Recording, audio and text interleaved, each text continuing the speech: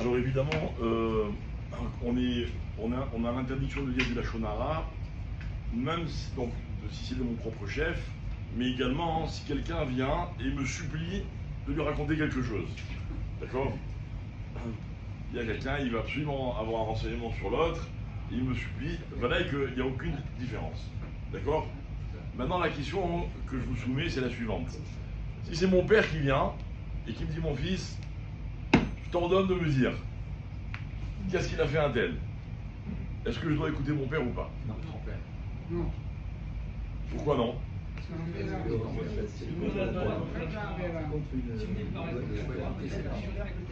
D'accord, donc la raison, Pachout, vous avez raison, c'est vrai, vous la connaissez, il y a une deuxième raison.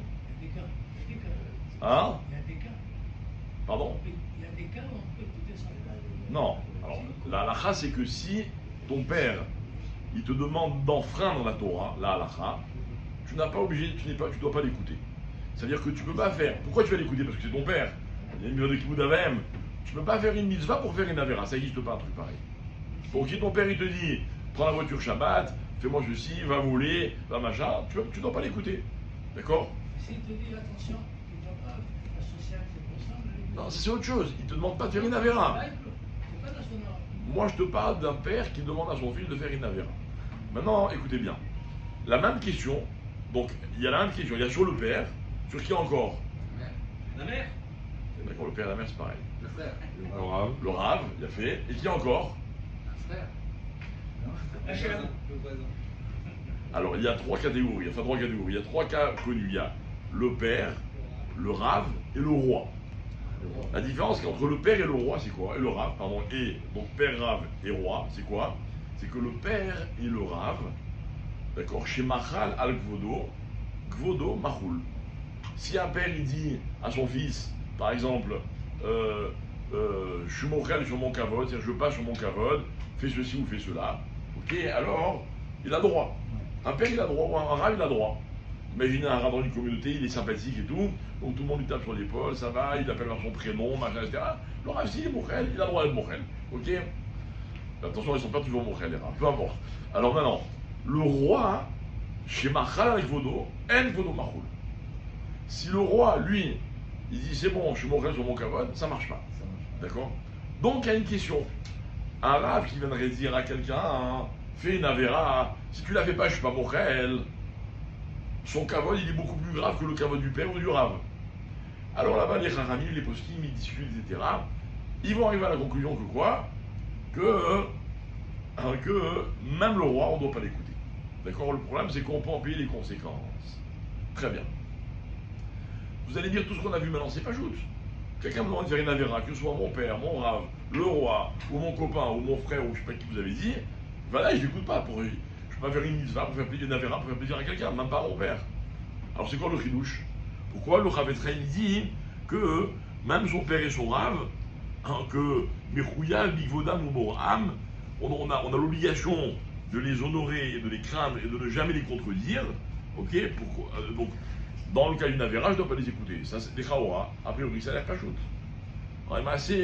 La question, c'est la suivante. Mais écoutez bien jusqu'à la fin parce que c'est profond. Enfin, c'est pas profond, c'est fin. Il y a quelques semaines, j'ai mon fils qui me téléphone de la yeshiva. Bon, mon fils, il a 15 ans. Il me dit voilà, dans ma chambre à la yeshiva, ils ont attrapé un téléphone. Maintenant, la yeshiva, c'est assourd d'avoir un téléphone. D'accord, c'est comme la drogue, quoi. C'est vraiment. Bon, au Hachem que c'est comme ça. Donc il me dit, on était deux dans la chambre, ils sont venus, ils ont attrapé le téléphone, et donc ils nous renvoient à la maison. Il me dit, mais moi, c'est pas moi le téléphone, je sais à qui il est. Donc à la yeshiva, ils lui disent à mon fils, voilà, si tu nous dis à qui il est le téléphone, ok, c'est bon, toi tu restes à la yeshiva tranquille. Est-ce que je dois dire au rave, ou alors, tant pis, il me renvoie. Alors d'abord, la première chose que j'ai dit à mon fils, il dit, regarde, moi je ne peux pas répondre à cette question. C'est mon fils. D'accord? Je suis trop nogué, je suis trop proche. Mais c'est quoi la question? Maintenant, on décortique la question. Est-ce que le rave, il avait le droit de dire à l'élève, dis-moi qui c'est? C'est du Lachon Hara.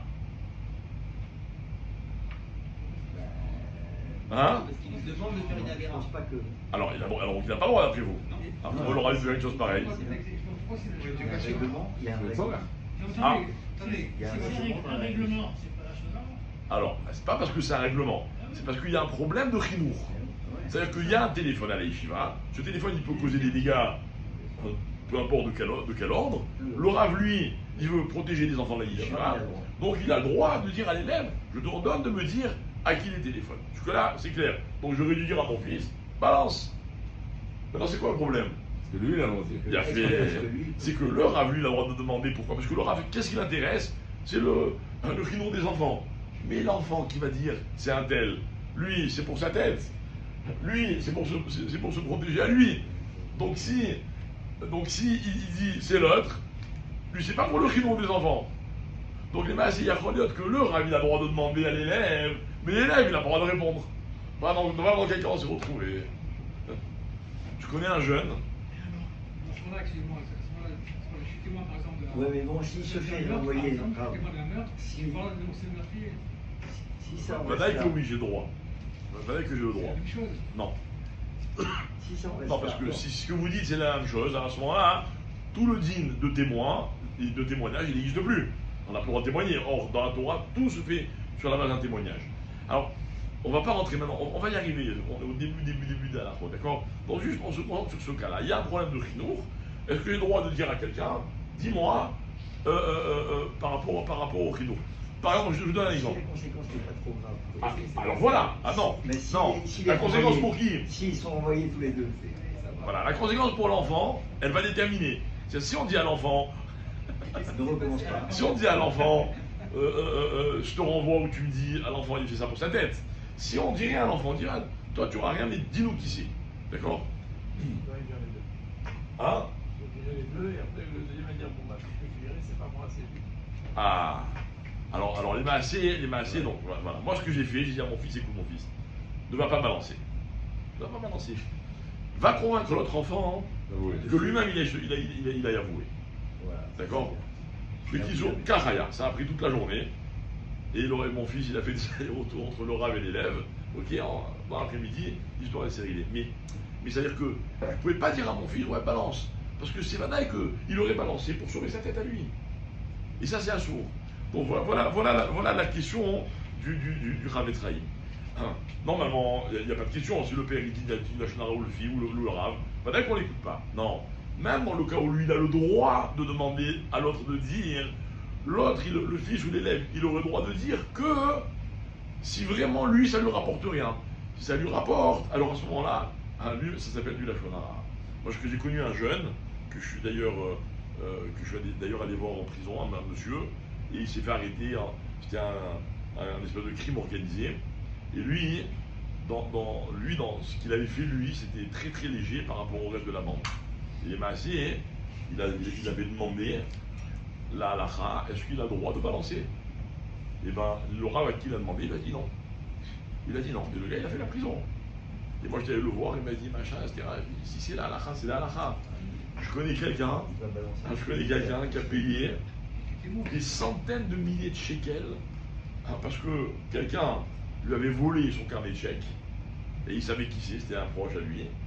Et soit il balançait, soit là il y a une enquête qui s'ouvrait, il fallait porter plainte à la police, etc. Soit il payait lui. Il a demandé à plusieurs rabbinim, tout le monde lui a dit t'as pas le droit de balancer. T'as pas le droit de balancer. D'accord. Maintenant c'est pas que du lachonara, ça c'est encore un autre problème, mais c'est pour vous dire, quand on vous demande de dire du lachonara sur quelqu'un, il faut résister, même dans le cas où la personne elle aurait le droit de demander, mais nous on n'a pas le droit, parce que nous, dans le cas où pour nous, il y a un intérêt quelconque. Voilà. Ah,